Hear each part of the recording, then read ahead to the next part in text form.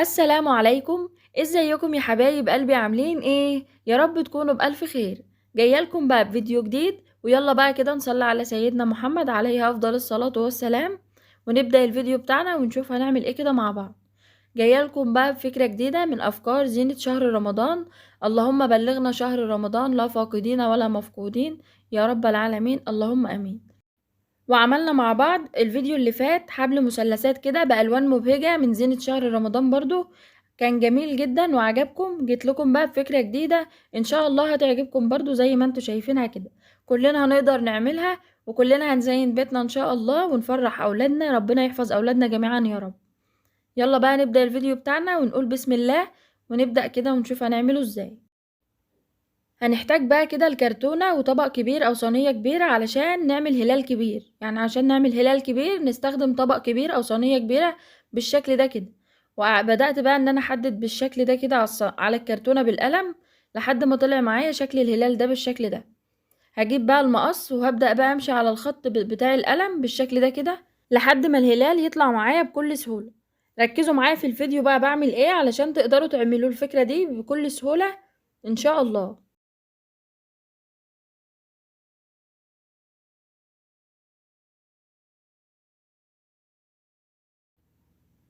ده بقى شكل الهلال بعد ما قصيته بالشكل ده كده.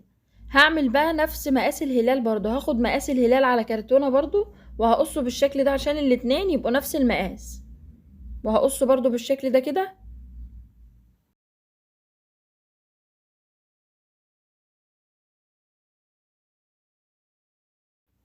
بعد بقى ما عملنا الهلالين بالشكل ده كده هنبدأ بقى نجيب مسدس الشمع بتاعنا علشان نلزقهم على بعض عشان يبقى الهلال معانا متين كده ويعيش معانا بقى الوقت أطول. بدأت كده احط الشمع ونلزق الاتنين فوق بعض كده بالشكل ده.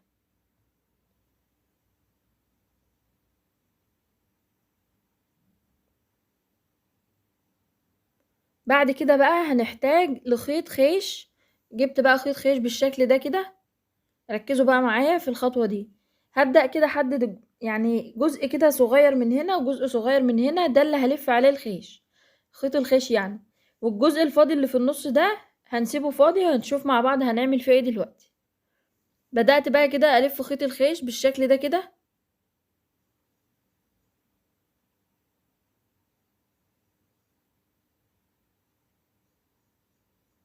والله يا جماعة فكرة جميلة جدا وسهلة جدا، ولما خلصتها وعلقتها كده في الصالون عطت شكل جميل جدا بقى في الاخر، ان شاء الله لما تعملوها هتعجبكم جدا. عاوزة بقى اشكركم على كومنتاتكم الجميلة اللي بجد بتسعدني دايما، ربنا يجعله في ميزان حسناتكم يا رب. وحابة بقى افكركم كده لو انتوا جداد في قناتي واول مرة بتشوفوني، ما تنسوش تشتركوا في القناة وتفعلوا زر الجرس على كلمة الكل علشان يوصلكم اشعار بكل فيديو جديد انزله. وبشكركم جدا على وجودكم في قناتي، منوريني ومشرفيني، وجودكم على راسي من فوق. وما تنسوش كمان تعملوا لي لايكات كتير على الفيديو ده. بعد بقى كده ما خلصت لف خيط لحد العلامة بتاع القلم، يعني انا محددة بالقلم كده، وقفت لحد هنا بقى وقصيت، ومكان ما قصيت لزقت بالشمع علشان الخيط ما يتفكش مننا. بدأت بقى كده ألف خيط الخيش من الجزء التاني بالشكل ده برضو، بالشكل ده كده.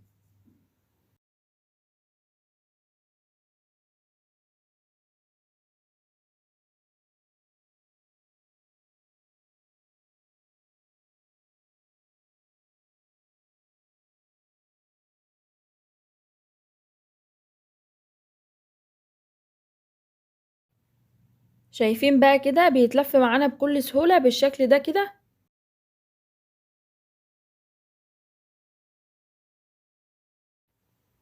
بعد بقى ما خلصنا الخطوة اللي بنلف فيها خيط الخيش بالشكل ده كده، الجزء بقى الفاضل اللي في النص ده هنجيب بقى ورد لونه ابيض او اللون اللي انتوا تحبوه عادي، ونبدأ بقى نلزقه بالشمع بالشكل ده كده.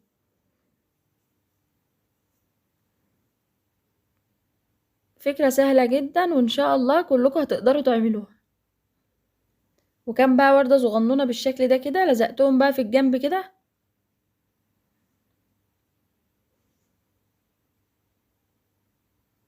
بفكركم بقى ما تنسوش تعملوا اللايك على الفيديو يا حلوين. بعد بقى ما خلصنا ولزقنا الورد بالشكل ده، هنبدأ بقى نجيب حتة خيط خيش ونلزقها كده في الهلال من فوق علشان نعلقه منه بكل سهولة. هنجيب بقى كده جزء صغير من الكرتونة بالمقاس اللي انتوا شايفينه ده، جزء ما يكونش كبير قوي، ونبدأ بقى نلف عليه خيط الخيش بالشكل ده كده بالطول كده.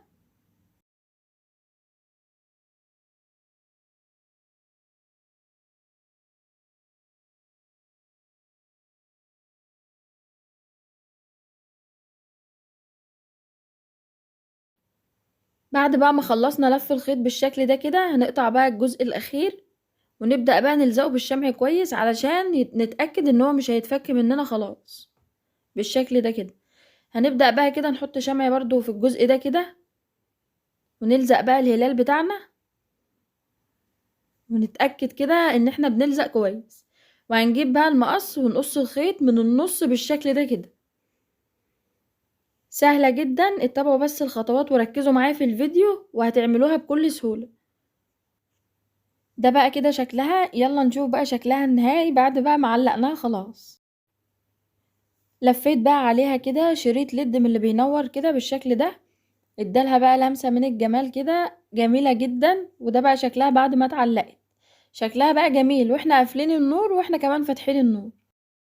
هفكركم بقى لاخر مرة، ما تنسوش تضغطوا لي لايكات كتير على الفيديو ده، وكمان لما تجربوا الفكرة دي تقولوا لي رأيكم ايه في الكومنتات. وبكده بقى نكون وصلنا لاخر الفيديو بتاعنا. دمتم في رعاية الله.